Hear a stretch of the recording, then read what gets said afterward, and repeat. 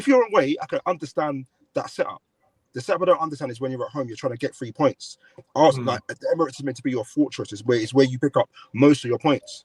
And I feel like, and I asked Kunle this at the beginning, like, does it feel like a loss? And he said, yeah, because I feel it was an opportunity missed.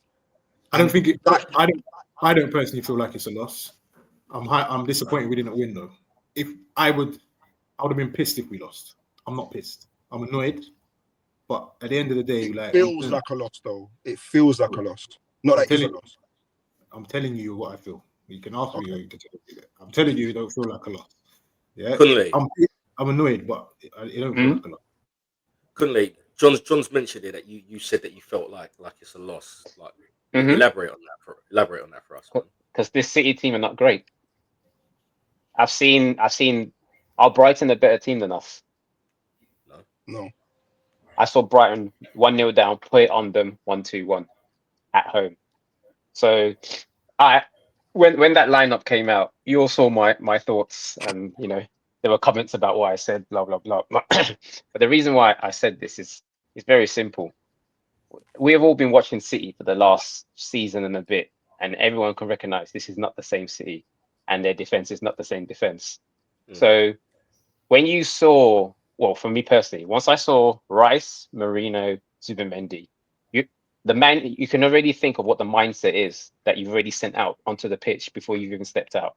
So imagine if instead of seeing that, even the Trossard one that came out of nowhere, even everyone's like, I thought it'd be maybe Martinelli, because as much as I still call it, he's still Martin, but he's moving slowly back to the Martinelli lane. But one thing he does, he runs in behind. City are known, they don't know how to handle counter-attack, fast football. They crumble all the time. That's how Tottenham beat them. That's how Brighton beat them. So to see that setup that Arteta put out, in my head, I'm just thinking, why?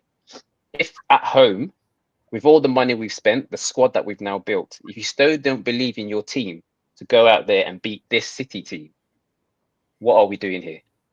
Because you said it, we built a squad, why are we complaining? It wasn't even complaining. My question was, why did we buy Eze? We bought Eze, so if Odegaard is missing, he can slip straight in. And it's into his best position. Everyone says Eze is not a winger, he's a 10. This was his opportunity as a 10 at home.